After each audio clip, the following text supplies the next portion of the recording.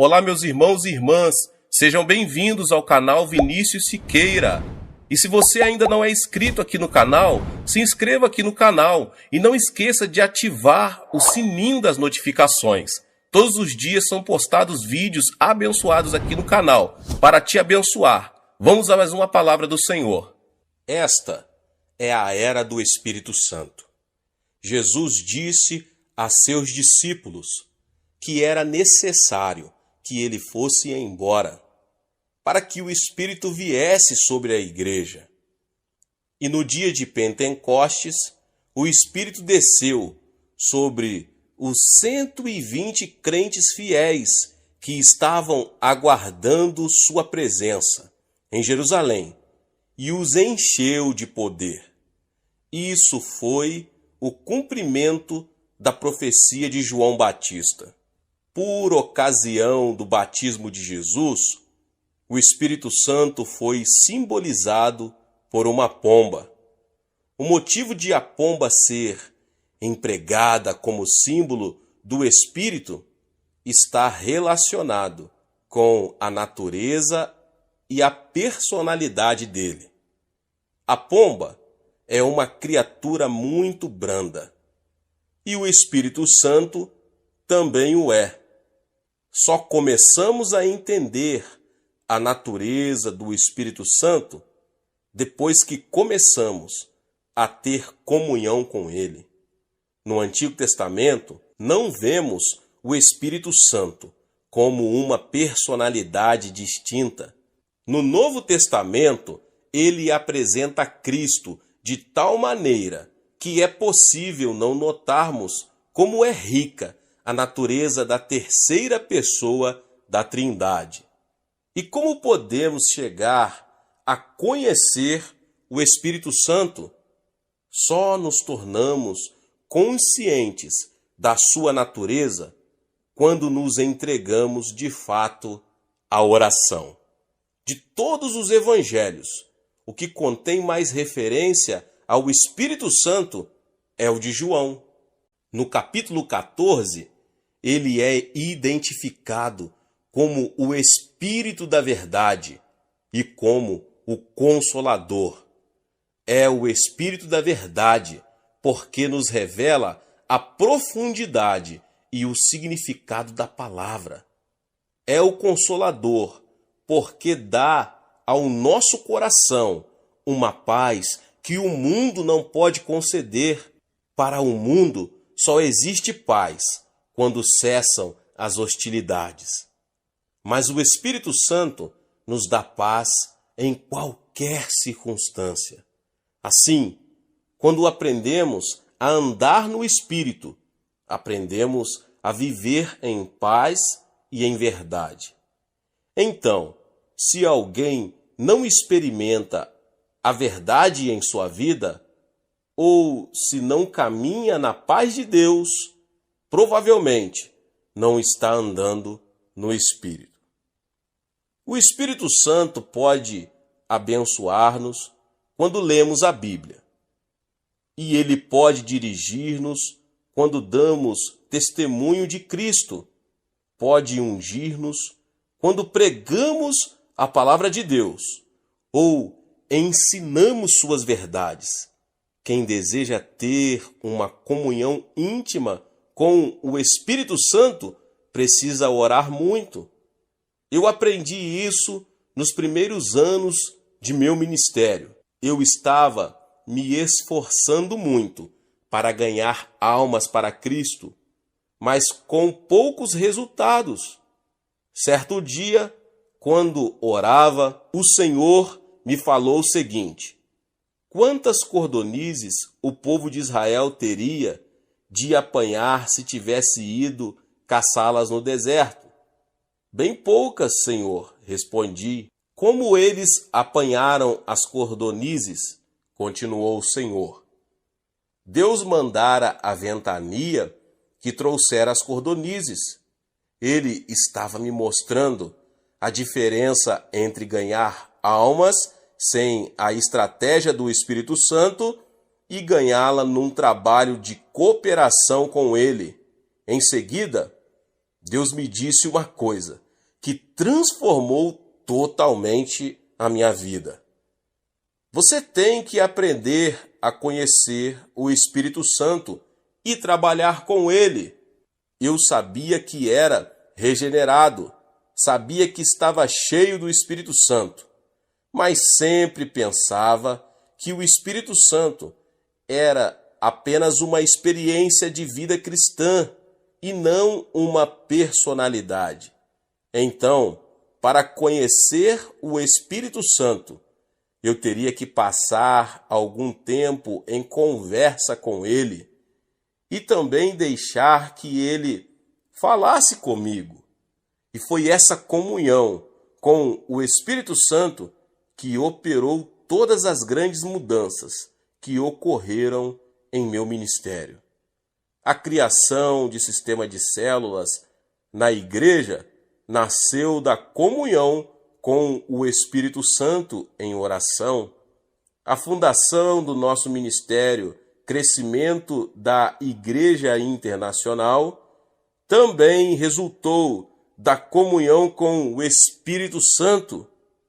E, na verdade, todos os grandes princípios espirituais que ensino na Coreia e em outras partes do mundo foram aprendidos numa genuína e íntima comunhão com o Espírito Santo, em oração e não em compêndios teológicos. E essa comunhão com o Espírito Santo tem sido vital em minha vida pessoal. Eu não poderia mais viver sem essa doce comunhão com a presença dele, com a qual já me acho tão familiarizado. Pela manhã, sinto um revigoramento que me vem dele e inunda meu coração. E assim tenho forças para enfrentar todos os problemas daquele dia, sabendo que serei vitorioso em todas as situações. Já descobri também que não tenho capacidade própria para resolver os milhares de problemas que me são trazidos diariamente. Mas sei que posso dizer para o Espírito Santo: Doce Espírito, quero contar-te um problema. Sei que conheces a mente de Deus e sabes a solução para ele. E então, com toda confiança, fico aguardando pela resposta. Já percebi também que essa comunhão diária com o Espírito Santo é imperiosa para mim, pois nesses anos todos descobri que ele me renova espiritual, mental e fisicamente. Uma boa parte do tempo que passo em oração, todas as manhãs, é dedicada à comunhão com o Espírito Santo. A cada vez que Deus me revela algo de novo em sua palavra, sei que essa revelação me vem do Espírito da verdade, que habita em mim. Do mesmo modo que ele fez com que Maria concebesse, ele pode impregnar em nós a palavra viva. Porque a letra mata, mas o Espírito vivifica. É por isso que milhares e milhares de pessoas fazem fila na porta de nossa igreja, aos domingos, na hora de cada um de nossos 7 cultos. É por isso que nosso culto televisionado na Coreia é um dos programas de maior índice de audiência em nosso país. As pessoas não querem simplesmente que se lhes ensine a palavra, mas anseiam pela verdade, que é ungida pelo Espírito Santo. Paulo vivenciou esse tipo de ensino. Ele testificou o seguinte à igreja de Corinto: Ora, nós não temos recebido o Espírito do mundo, e sim o Espírito que vem de Deus, para que conheçamos o que por Deus nos foi dado gratuitamente. Disto também falamos, não em palavras ensinadas pela sabedoria humana, mas ensinadas pelo Espírito, conferindo coisas espirituais com espirituais. 1 Coríntios 2, 12 e 13. E o Espírito Santo não apenas nos unge ao ministrarmos a palavra de Deus com poder e autoridade, mas também nos protege dos ataques de Satanás.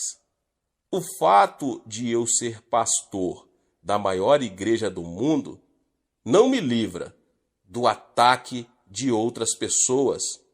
As agressões que vêm do mundo não me incomodam, mas as que partem de alguns indivíduos que pertencem ao povo de Deus são as que podem nos ferir mais. Então, a comunhão diária com o Espírito Santo pode proteger-nos, se não dos ataques, das consequências deles. Vemos este princípio demonstrado claramente na vida de Estevão, o primeiro mártir da igreja. Estevão proclamava a palavra de Deus com grande poder, como vemos no capítulo 7 de Atos. Todavia, a única reação do povo foi um desejo intenso de matá-lo, devido à convicção de pecados que suas palavras lhe causaram. Ouvindo eles isso, enfureciam-se no coração e rilhavam os dentes contra ele. Mas Estevão, cheio do Espírito Santo, fitou os olhos no céu e viu a glória de Deus e Jesus, que estava em sua direita, e disse: Eis que vejo os céus abertos e o Filho do Homem em pé à destra de Deus. Paulo encerra sua carta à igreja de Corinto com as seguintes palavras: A graça do Senhor Jesus Cristo e o amor de Deus e a comunhão do Espírito Santo sejam com todos vós. E ele se refere à comunhão do Espírito Santo novamente em Filipenses 2:1. Se você está percebendo que suas orações são vazias e não revigoram sua vida espiritual, é possível que não esteja obedecendo à admoestação de Paulo e não esteja tendo comunhão com o Espírito Santo. O Espírito lhe dará a alegria, a paz e a sensação de estar agindo certo, que tanto deseja. Lembre-se de que o reino de Deus não é comida e nem bebida, mas justiça, paz e alegria no Espírito Santo. Paulo escreveu o seguinte, em sua primeira carta à igreja de Corinto, a respeito dos dons espirituais: não quero, irmãos, que sejam ignorantes. 1 Coríntios 12:1. Pois este verso poderia tranquilamente ter sido escrito em nossos dias. Uma grande parte da igreja é ignorante com respeito aos dons e manifestações do Espírito Santo.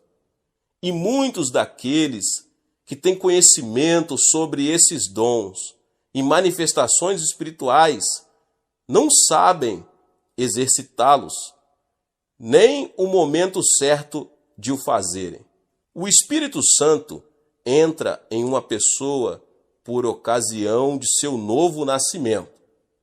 E a Bíblia nos aconselha a buscar, a partir daí, um relacionamento cada vez mais íntimo com Ele. Chamo a isso receber a plenitude do Espírito Santo. Chegamos a essa plenitude por meio da oração, e é pela oração também que aprendemos a exercitar nossos dons espirituais. Paulo menciona os dons de ministério em diversas referências bíblicas. Esses dons são distribuídos segundo a vontade de Deus, mas Deus dispôs os membros, colocando cada um deles no corpo, como lhe aprouve. 1 Coríntios 12:18.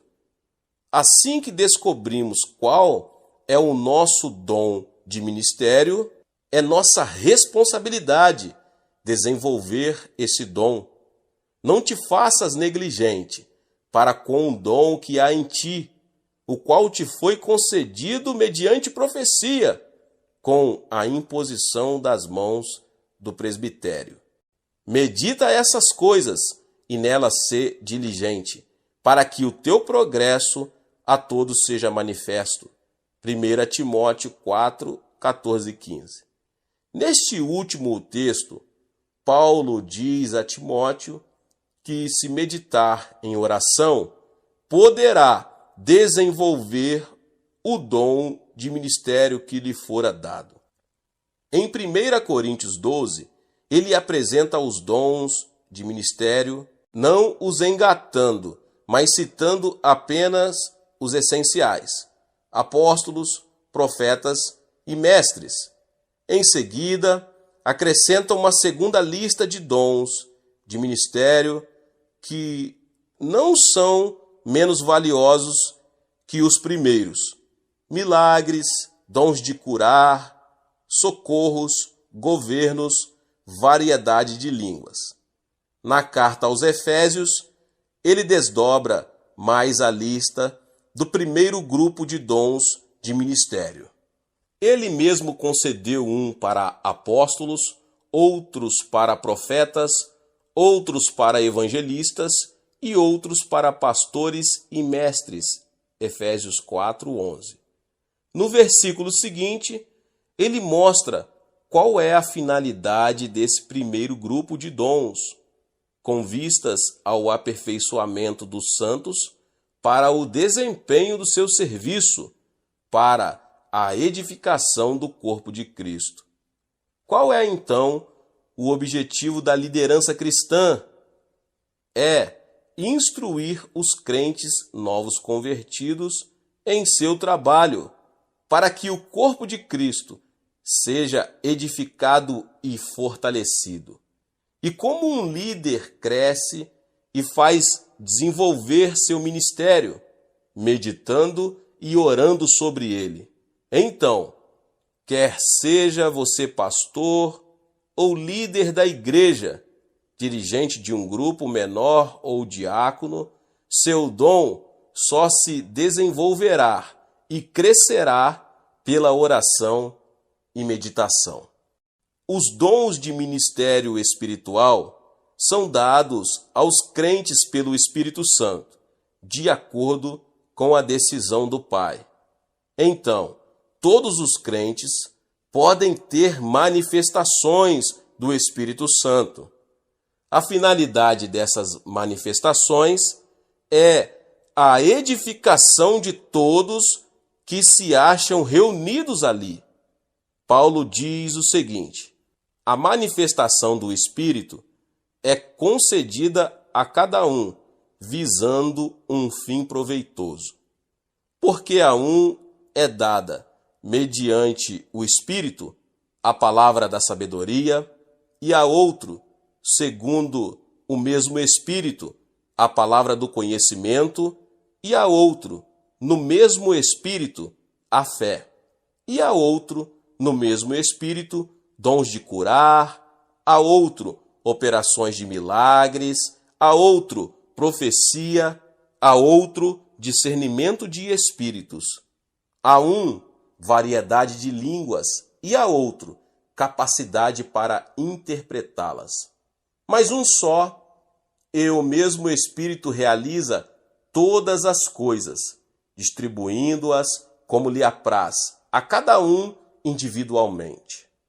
O capítulo 14 da carta de 1 Coríntios é todo dedicado à explicação sobre a prática correta das manifestações do Espírito Santo, principalmente em relação a um culto público.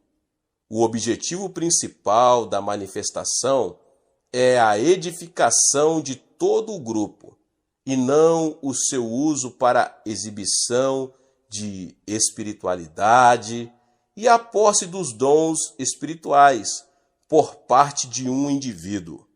No capítulo 13, que é mais conhecido como o capítulo do amor, O apóstolo não diz que amar é melhor do que ter dons espirituais, mas mostra qual é a motivação correta para a prática dos dons.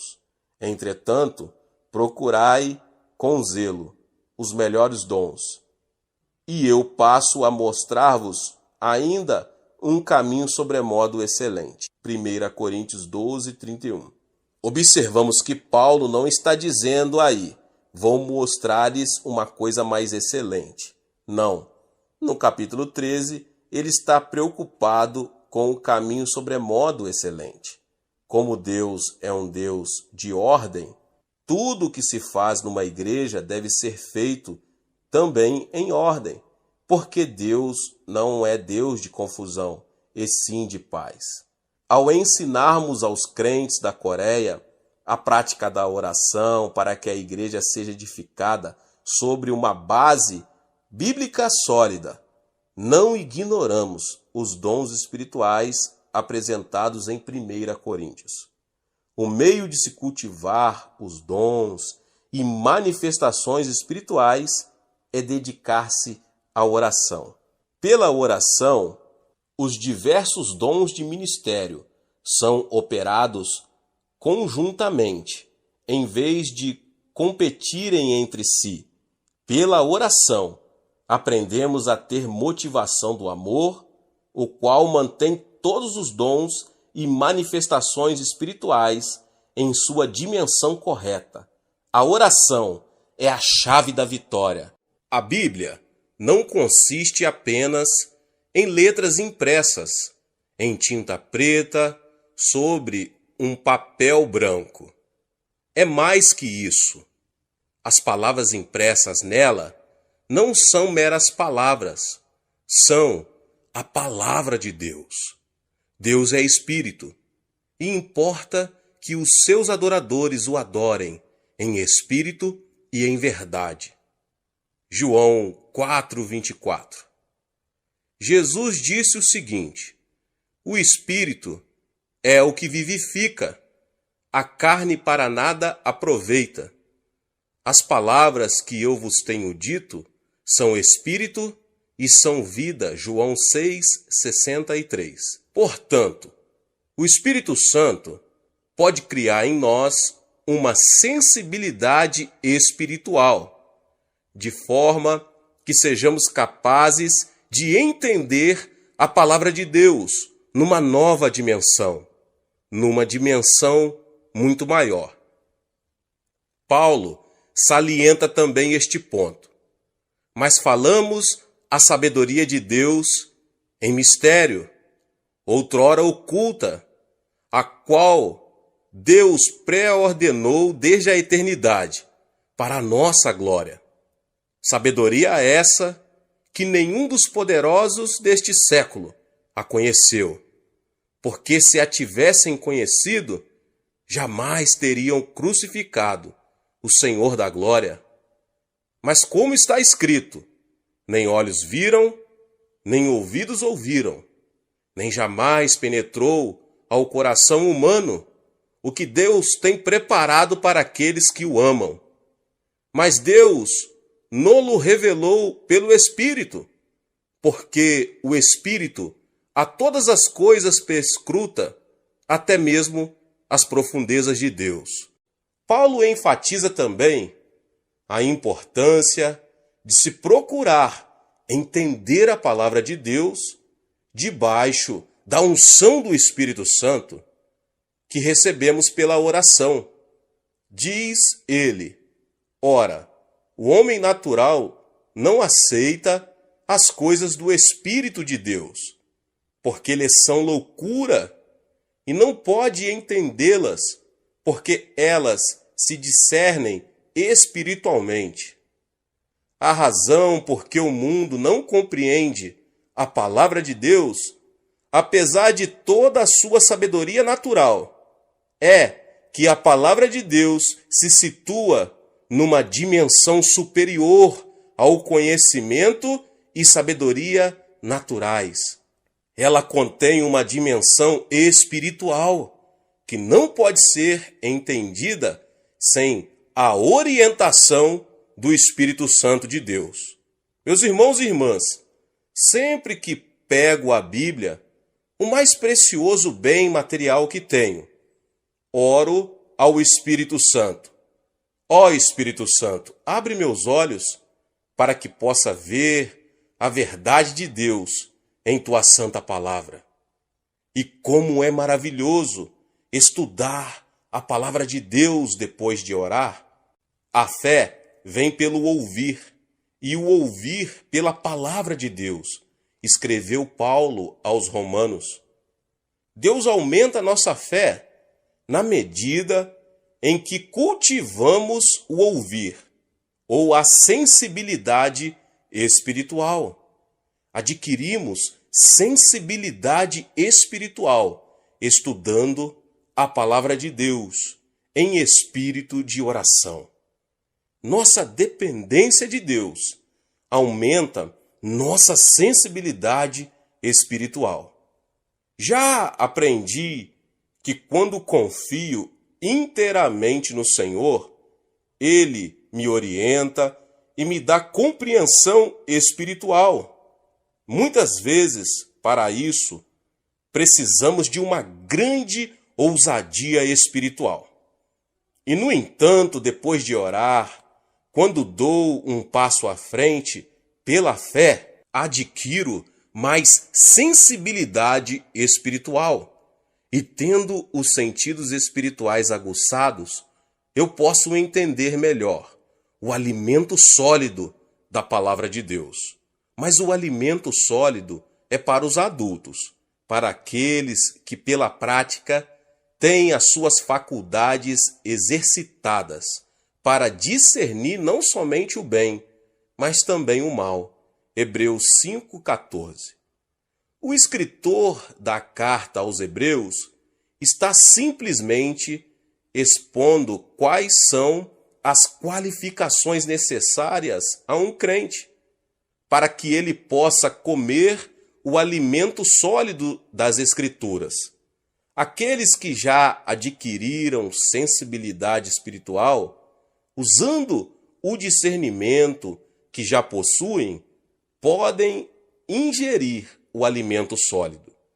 Mas os que ainda não desenvolveram sua sensibilidade espiritual podem ingerir apenas o leite da palavra de Deus. Certa noite, durante o culto devocional de nossa família, um de meus filhos disse uma coisa que revelou como é importante dependermos totalmente do Espírito Santo. Meu filho mais velho disse o seguinte a Grace, minha esposa: Mamãe, eu não vou ficar orando tanto tempo como o papai. Eu sou jovem e tenho confiança em mim. Não preciso orar tanto quanto ele ora, porque teria que pedir tudo a Deus. Muita coisa posso fazer eu mesmo, sozinho. Enquanto ouvia aquelas palavras, senti meu coração tomado por uma grande compaixão para com meu filho adolescente. Então respondi com muita sinceridade: disse, você e seus irmãos olhem para o papai e escutem com muita atenção. Todo mundo aqui na Coreia conhece seu pai, não é verdade? É, responderam eles. O pai de vocês hoje é o pastor da maior igreja do mundo, não é? É sim, disseram eles. Então olhem para mim. Há algum tempo estava sofrendo de tuberculose e quase à morte. Não havia nenhum médico que conseguisse curar-me. Além disso, o pai de vocês era muito pobre e não tinha meios de ir para um hospital para se tratar.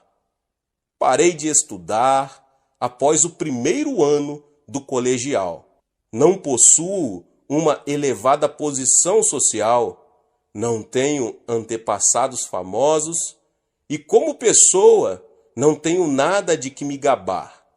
Não tenho nada de natural para que vocês possam se gabar de seu pai. Ele não tem dinheiro, nem posição, nem instrução superior. E, no entanto, eu tenho sempre confiado inteiramente no Senhor. E vejam o que ele fez por mim.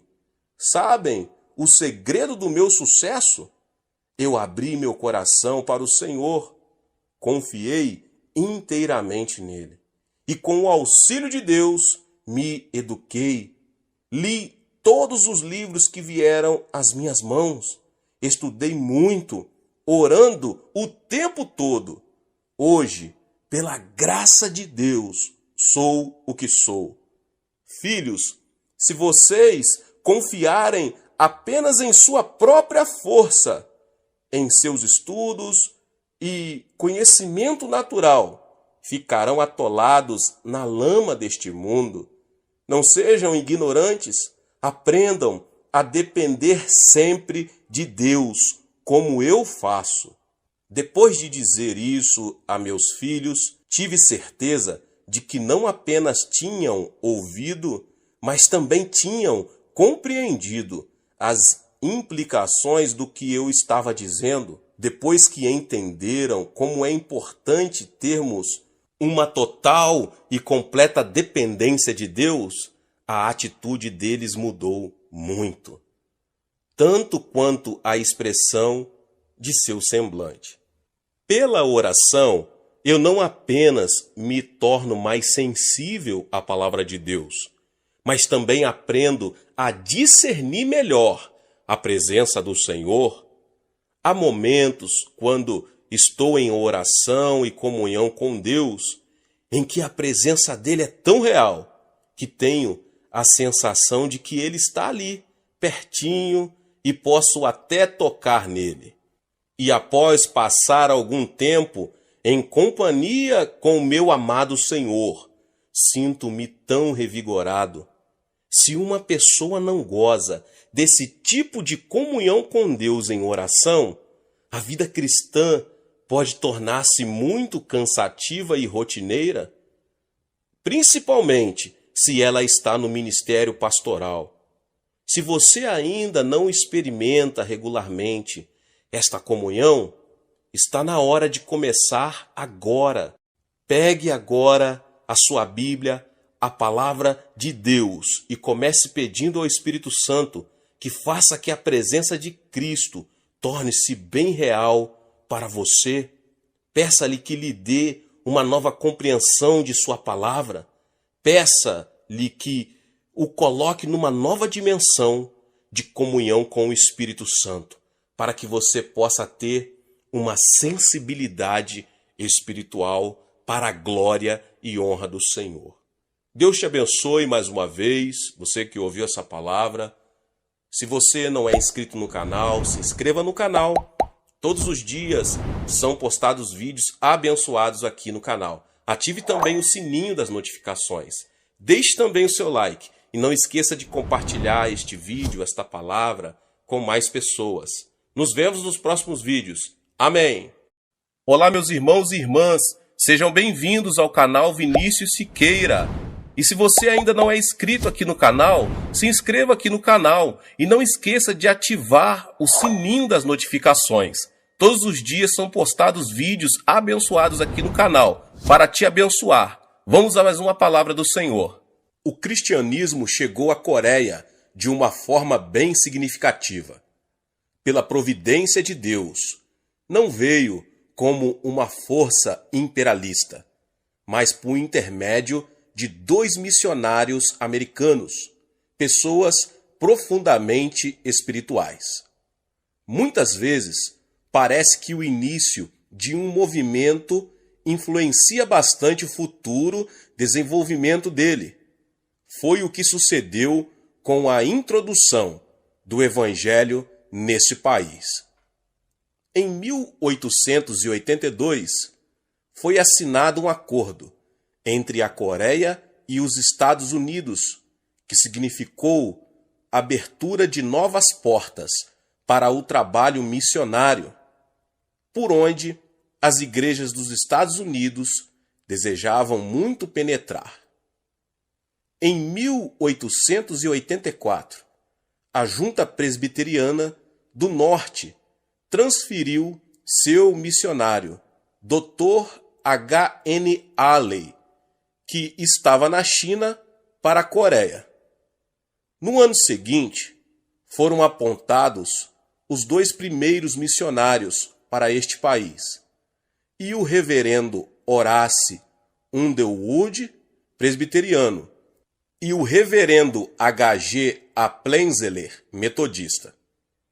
Esses 2 homens tiveram um importante impacto sobre o futuro e desenvolvimento do cristianismo na Coreia. Desde o início, as igrejas coreanas foram eminentemente nacionais, já que eram dirigidas, sustentadas e desenvolvidas por pastores do país. Ao descrever o sucesso desse método, o Dr. Underwood escreveu o seguinte: desde o início do trabalho, Deus, em sua providência, nos orientou para que adotássemos métodos que têm sido considerados singulares por algumas pessoas. Mas, na verdade, são métodos que têm sido adotados por inúmeros missionários em diversas partes do mundo. A única característica peculiar aqui é que tem sido seguido por quase todos os missionários. Um dos aspectos mais importantes da igreja coreana, no início, foi que os membros se reuniam para orar todos os dias pela manhã. Em 1906, irrompeu um avivamento. Aqueles crentes se reuniam na igreja presbiteriana de Pyongyang, que hoje é a capital da Coreia do Norte. Quando oravam, o Espírito Santo desceu sobre eles e puseram a confessar seus pecados. Como mantiveram o mesmo espírito de oração, pessoas se convertiam em toda a parte. Quando iniciei meu ministério pastoral em 1958, fui trabalhar em Daejodong, um lugarejo pobre nas extremidades de Seul. Armei ali uma barraca velha que fora do exército dos Estados Unidos e me pus a pregar. Lembro-me muito bem de que morava na própria barraca e passava as noites em oração. Nas frias noites de inverno, eu me cobria com diversos cobertores e ficava a orar durante muitas horas, deitado perto do púlpito. Pouco depois, outros membros de nossa pequena igreja passaram a orar comigo. Em pouco tempo, já havia mais de 50 pessoas passando a noite toda em oração. Foi assim que iniciei o meu ministério. E foi nessa fase de formação espiritual que aprendi o que era o ministério da intercessão. Embora eu vá abordar aqui uma faceta especial da oração, é importante compreendermos que nossa intercessão deve ser, em primeiro lugar, em favor do povo de Deus, em seguida, por nossa nação e, por último, por nós mesmos. Aprendemos não apenas a orar, mas também a viver em oração. Jesus ordenou que orássemos sem cessar, mas é impossível para quem não está interessado em avivamento. Quem tem no coração aquele anseio de que almas sejam salvas e de que sua pátria se converta a Deus, deve ter a oração como um imperativo. Nossa reunião de oração tem início às 5 horas da manhã E isso não se dá apenas na nossa igreja, mas na maioria das igrejas coreanas. Geralmente, oramos 1 a 2 horas, e só depois desse período de oração é que começamos as tarefas da nossa vida. E como a oração é o fator mais importante de nossa vida, aprendemos também a nos deitar cedo. Às sextas-feiras, passamos a noite toda em oração. Muitos dos que nos visitam ficam surpresos ao verem a igreja lotada para essas reuniões noturnas. No domingo, temos um momento de oração antes de cada um de nossos 7 cultos. Fico bastante chocado quando visito igrejas que promovem reuniões de cunhos sociais antes dos cultos de domingo. Quando cada crente vem para a igreja, já com uma atitude de oração, e se põe a orar silenciosamente antes do culto, os resultados são bem mais positivos.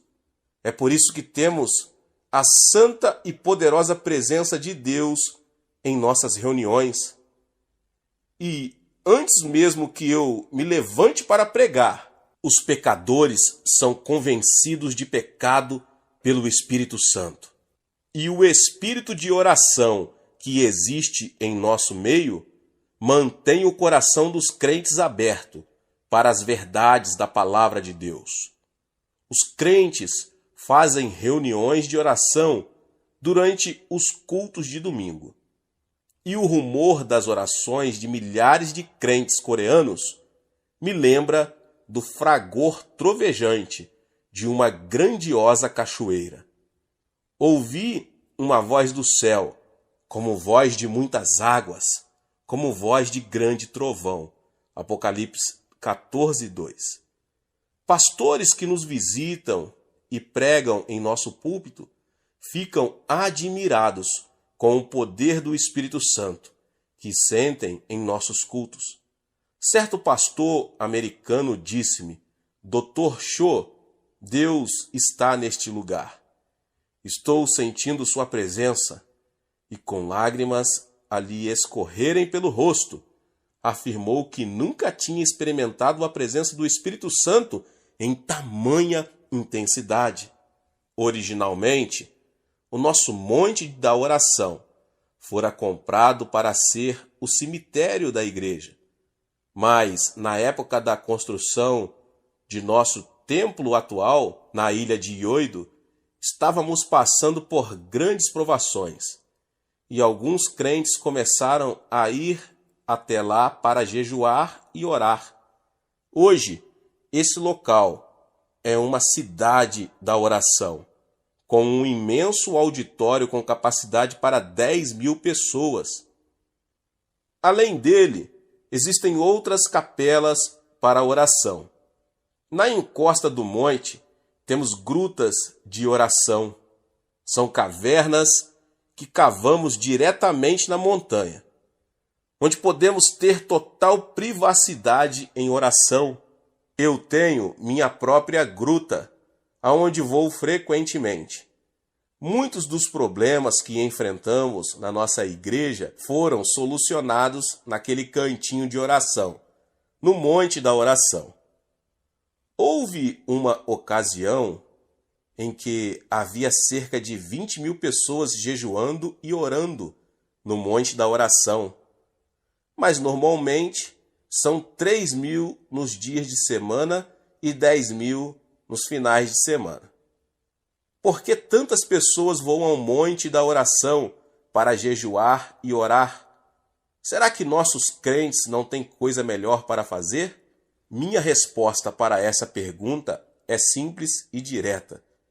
Se você ou um membro de sua família estivesse com câncer e soubesse que há cura, não faria o que fosse necessário para obter a cura? Pois há inúmeras pessoas sofrendo do câncer físico e espiritual. Descobrimos que as riquezas materiais não nos proporcionam a felicidade e a satisfação que pensávamos que teríamos. A solução para os problemas físicos e espirituais é a cura. Já percebemos que as nossas necessidades pessoais são resolvidas em uma cidade totalmente dedicada à oração e ao jejum. É por isso que tantas pessoas vêm aqui. As raízes espirituais dos crentes coreanos estão ligadas aos Estados Unidos. Nós também somos um povo muito leal. Reconhecemos que os Estados Unidos nos salvaram da grande opressão japonesa e nos salvaram de uma invasão comunista ao norte.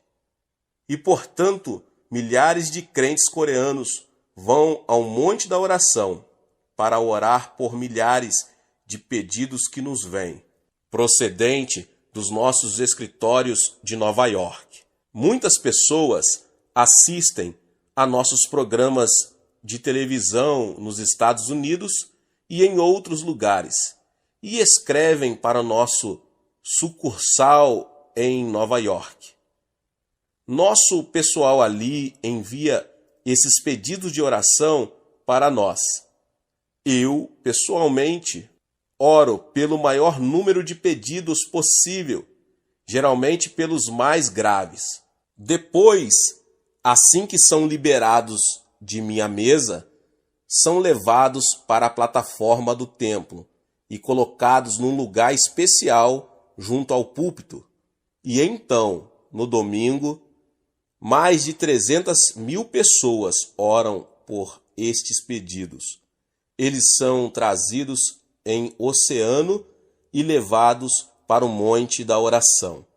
Cada um dos pedidos é entregue aos nossos experientes guerreiros da oração, que oram e jejuam até receberem o testemunho do Espírito Santo de que o pedido foi atendido.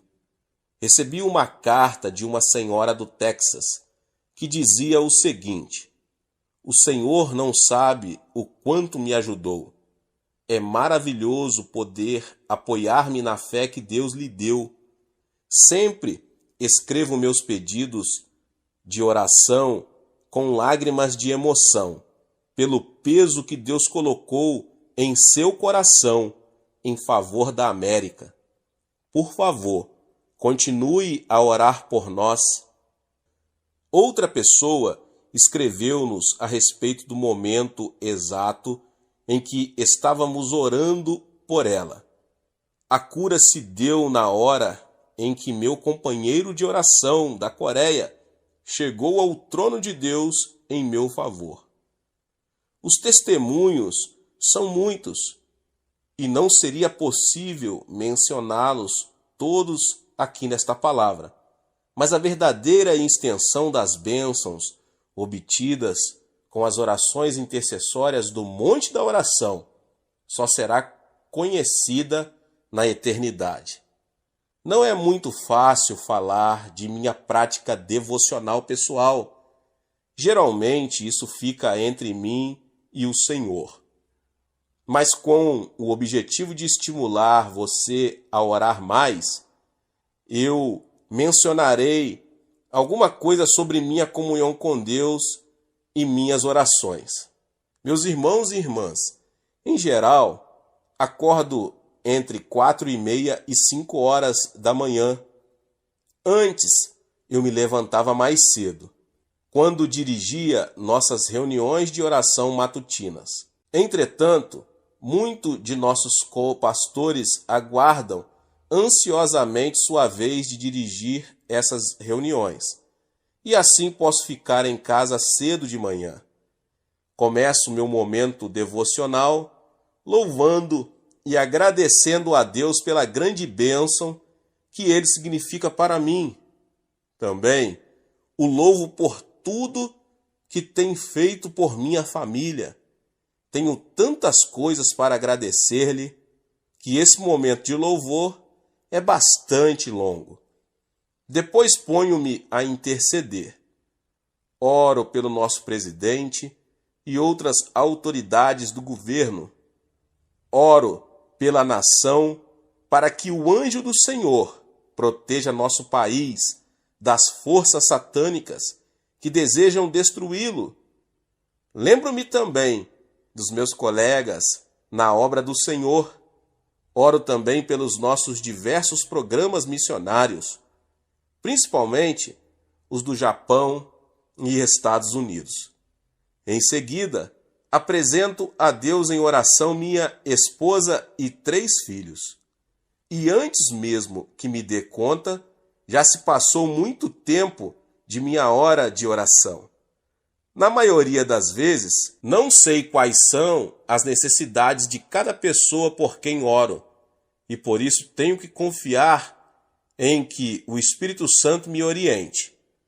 É por isso que passo grande parte do tempo orando em língua espiritual. O Espírito Santo conhece a mente de Deus e sabe como discernir a vontade de Deus para cada indivíduo e situação. Então, quando oro no Espírito, posso ter certeza de que estou orando exatamente em harmonia com a vontade dele. Antes que eu perceba, já se esgotou a hora. Depois de orar, sinto-me capaz de enfrentar os desafios e oportunidades que o dia me apresentará. Sendo pastor de uma igreja de quase 500 mil membros em 1983 e tendo um amplo ministério internacional, não seria capaz de fazer tudo que tenho de realizar, se não passasse no mínimo 1 hora em oração todas as manhãs. Se eu simplesmente me levantasse e já começasse as atividades diárias, sem dedicar à oração o tempo que dedico, só poderia depender de meus recursos pessoais. Então, depois de passar algum tempo em oração, posso confiar nos ilimitados recursos de que Deus dispõe. Geralmente, tenho muitos problemas para resolver no decorrer do dia, e sempre oro antes de fazer ou dizer qualquer coisa. Essa é a diferença entre agir e reagir. Estudando a vida de Cristo, observo que ele sempre agia e nunca reagia. Reagir implica permitir que as pessoas, situações e circunstâncias ganham o controle de tudo. Agir implica estar no controle da situação. Até mesmo quando Cristo estava sendo julgado perante Pilatos, o governador romano, era ele quem estava no controle das circunstâncias. O que faço para não reagir às situações é procurar descobrir qual é a intenção de Deus para cada situação que se me apresenta. Vivendo constantemente em oração, sei que tenho a mente de Cristo. Assim, quando tomo uma decisão, sei que ela é da vontade de Deus e fico firme na certeza de que estou agindo como Deus agiria. Na parte da tarde, fico a sós com meu querido Senhor e Salvador Jesus Cristo e passo algum tempo em comunhão com Ele. Parece-me que, ultimamente, Ele me tem afastado um pouco das atividades. Ele quer passar mais tempo a sós comigo. Sei que, se atender ao desejo dele, ele me dará tempo suficiente para atender às minhas responsabilidades como pastor da maior igreja do mundo. Às vezes, ouço-o chamar-me no meio das atividades do dia e tenho que atender. Nunca sei quando vou ser afastado momentaneamente do trabalho entre o seu povo, para me dedicar somente a ele. Então, sei o que tem a primazia para mim. A dedicação a ele vem antes de meu trabalho para o seu povo.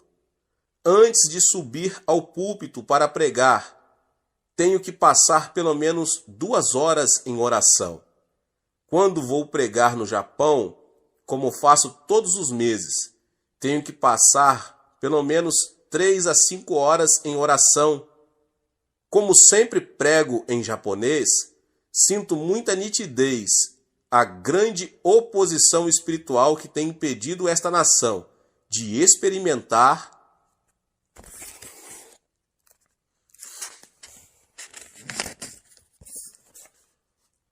um avivamento. Talvez muitos não saibam disso, mas nunca houve um avivamento no Japão. Numa população de 120 milhões, existem apenas centenas de milhares de crentes no país. Então tenho que passar todo este tempo em oração para conseguir impedir a ação das forças espirituais do mal e preparar meu coração para o ministério da palavra. Com uma comunhão tão intensa, não disponho de tempo para dedicar à convivência com outros crentes, como certamente gostaria de fazê-lo. Mas tenho que atender ao meu chamado como servo de Cristo. E para exercer meu ministério com eficiência, tenho que dedicar minha vida à oração.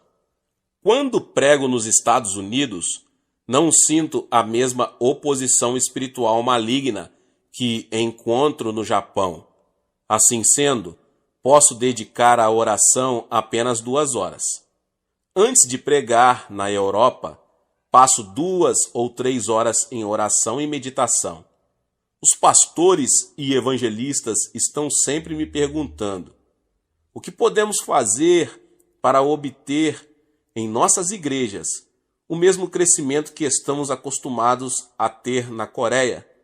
Contudo, logo após os cultos, eles saem para jantar fora e passam muitas horas na companhia de outras pessoas. Pela manhã, estão por demais cansados para orar. Há muitos anos que já observo isso em diversas partes do mundo, e então resolvi ministrar a vocês. Espero que aqueles que amam a Deus passem a levar a sério a ideia de um avivamento, para que acertem com severidade sua prática na oração. Em nossa igreja, a Igreja do Evangelho Pleno de Yoido, em Seul, instruímos os novos convertidos a respeito da oração. Contudo, se eu não orasse, eles não orariam também. Já que a maioria de nossos novos convertidos chega ao conhecimento de Cristo através dos 20.000 minigrupos, grupo familiar ou célula. Ali mesmo recebem ensinamentos com relação à suprema importância da oração.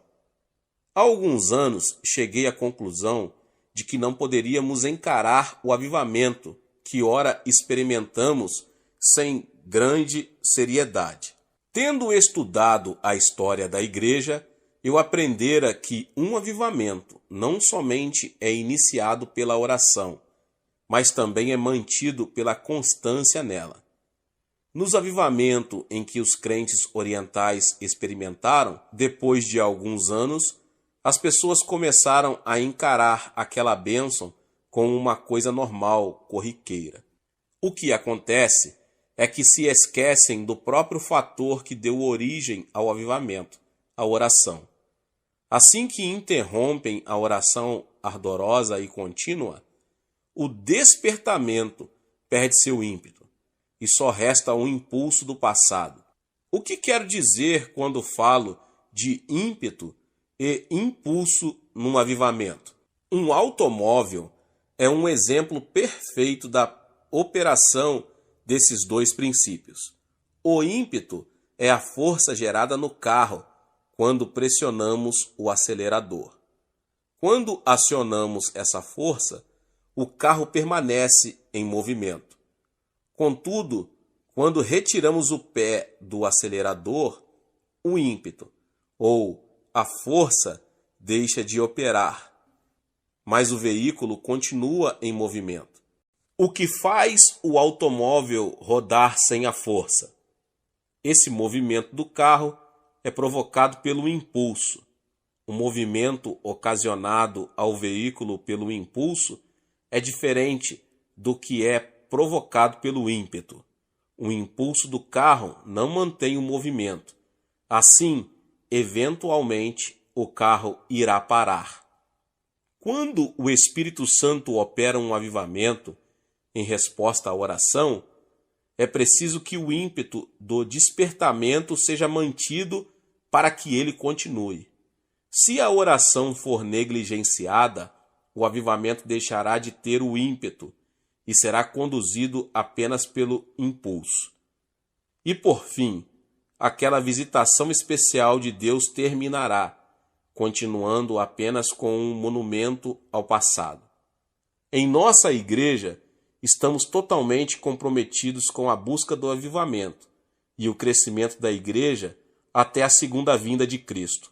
Em 1982, ganhamos para o Senhor 110 mil pessoas. Desses, só conseguimos absorver em nosso meio cerca de 60 mil. Assim sendo, demos às outras igrejas evangélicas um total de 50 mil novos membros. Em 1983, tivemos um total de 120 mil novos convertidos. Por que tantas pessoas são salvas numa só igreja? É que já percebemos a importância de se cultivar e manter uma vida de oração. Se pararmos de orar, o avivamento desvanecerá. Se continuarmos a orar, acredito que toda a Coreia pode ser salva.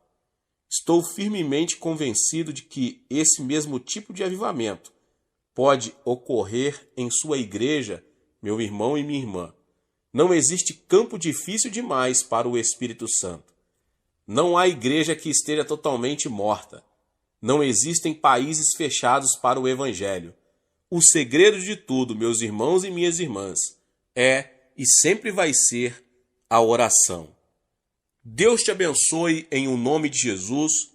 Você que ouviu essa palavra, glória a Deus.